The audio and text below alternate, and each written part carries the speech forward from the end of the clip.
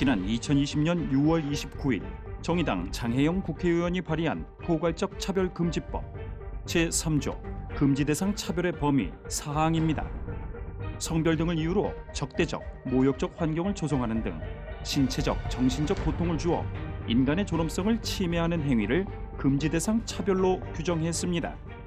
이 부분을 읽어보면 굉장히 좋은 말이고 그렇게 하는 것이 당연한 것처럼 들리기도 하지만 저희가 법률을 전공한 사람들의 입장에서 볼 때는 이 부분은 손해배상이나 이행강제금 이런 부담과 직결됩니다. 그 괴롭힘의 성립 여부가 피해자라고 주장하는 사람의 그 주관적인 고통, 유무에 따라 이렇게 판단하도록 되어 있어서 헌법상 명확성의 원칙이나 이런 데 위반될 가능성이 있지 않을까 이런 생각이 들고요. 제3조 5항입니다. 합리적인 이유 없이 성별 등을 이유로 특정 개인이나 집단에 대한 분리, 구별, 제한, 배제, 거부 등 불리한 대우를 표시하거나 조장하는 광고 행위를 금지했습니다. 동성애 독재에 의해서 그걸 조금만 반대하고 비판을 해도 오히려 낙인을 찍는 이제 표현의 자유가 억압을 당하는. 차별금지법이 통과되면 비판 표현을 할 수 없다는 우려. 실제로 그럴까? 지난 2021년 2월 18일 한 공영방송 토론회. 당시 서울시장 후보로 나선 안철수 후보. 그런 것들을 거부할 수 있는 그런 권리도 마땅히 존중받아야 된다는 생각을 가지고 있습니다. 같은 해 9월 국가인권위원회는 당시 안 시장 후보 발언이 성소수자 차별이라고 규정했습니다. 인권위는 또 안 시장 발언이 혐오 표현이며 성소수자 혐오 표현을 근절해야 한다고 지적했습니다. 거부할 수 있는 권리, 즉 표현의 자유가 특정 집단 보호를 이유로 제재당한 사례입니다. 동성애에 대해서 반대하는 표현을 하는 순간 전부 차별을 걸리게 돼 있습니다. 거기에 차별이 인정이 되게 되면은 굉장히 과도한 그 이행강제금과 손해배상 또 때에 따라서는 형사처벌까지 지금 다 들어와 있습니다. 그래서 이것은 이제 표현의 자유의 문제가 생길 수가 있고요. 표현의 자유 침해. 포괄적 차별금지법에서는 신앙 표현도 차별 예외 사례로 규정하지 않았습니다. 어떤 사람이 나는 어느 교회 예배에 참석했다가 목사님이 하도 그렇게 얘기하는 걸 듣고 내가 내 인권의 침해를 받았습니다 라고 주장을 하면 그 사람도 국가인권위원회에 이제 문제를 제기할 것이고요. 국가인권위원회가 이 문제를 어떻게 처리하려는지 우리는 알 수 없습니다. 차별을 금지한다는 겉모습을 내세웠지만 실제로는 동성 성행위와 성전환 행위에 대한 우리의 양심 신앙의 반대를 차별로 몰기 때문에 양심 신앙의 가치 표현을 막는. 물론 온라인도 예외가 아닙니다.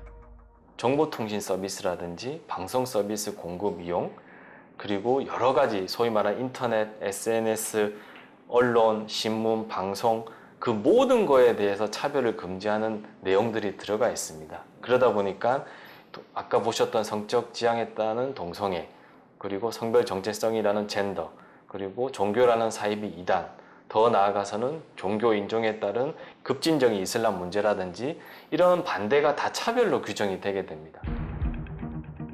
헌법 20조와 21조에서 규정하는 종교와 표현의 자유. 어떻게 하위법인 포괄적 차별금지법이 상위법인 헌법에서 보장한 권리에 앞서는 걸까? 장혜영 의원 발의 포괄적 차별금지법 제3조 금지 대상 차별의 범위입니다. 정당한 사유가 있는 경우에는 차별로 보지 않는다고 명시했습니다.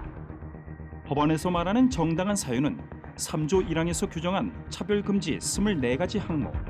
여기에는 성적 지향과 성별 정체성이 포함됩니다. 차별 해소를 위한 우대 조치, 동성애나 성전환이 예전부터 차별을 많이 받았다고 하니까 그거를 해소하기 위해서 이렇게 우대하는 거는 차별이 아니다 이렇게 해놨다는 거죠. 그러니까 차별금지법에 예외로 인정을 받습니다. 포괄적 차별금지법 제4장 차별의 구제 제52조 증명 책임 부분도 살펴봤습니다. 분쟁 해결에 있어 차별 행위가 있었다는 사실을 피해자가 주장하면 그런 행위가 없었다거나 성별 등을 이유로 한 차별이 아니라거나 정당한 사유가 있었다는 점은 상대방이 입증해야 한다고 돼 있습니다. 입증 전환 책임, 이 책임은 어떤 의미일까? 원칙적으로 손해가 발생할 경우에 있어서는 피해받았다고 주장하는 사람이 그 손해 발생의 원인이 무엇이다, 손해액이 무엇이다 이런 걸 다 입증해야 되거든요. 그런데 차별금지법은 이거를 갖다 거꾸로 해놨습니다. 내가 동성애자이기 때문에 그 회사에서 나를 채용하지 않았다 이런 주장만 하면은 그 회사는 모든 것을 다 입증해야 됩니다. 이 사람이 동성애자이기 때문에 채용하지 않은 것이 아니다. 지난 1984년 제정된 호주 성차별금지법. 2013년에는 성적 지향에 따른 차별을 금지하도록 개정됐습니다. 호주 변호사에게 입증 전환 책임을 물어봤습니다. 재판을 가게 된다라 그러면은 모든 것은 그 신청을 한 원고가 입증을 해야 할 책임이 있죠. 그래서 원고가 내가 당했다라는 것을 입증을 해야 되는 것이지 피고 측에서 내가 하지 않았다라는 걸 입증하는 거는 사실상 그건 어렵죠. 난 하지 않았다라고 어떻게 입증을 하겠어요?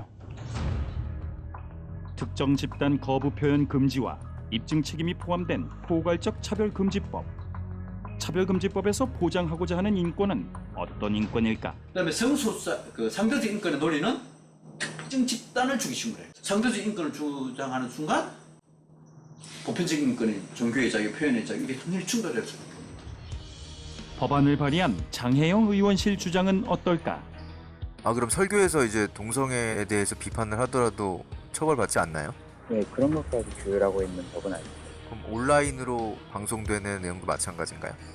예. 4가지 영역의 설교가 들어가지 않기 때문에 어떤 4가지 영역 말씀하시는 거죠? 고용, 재활용역, 교육, 그리고 행정서비스 이렇게 4개거든요. 그게 어디 나와 있죠?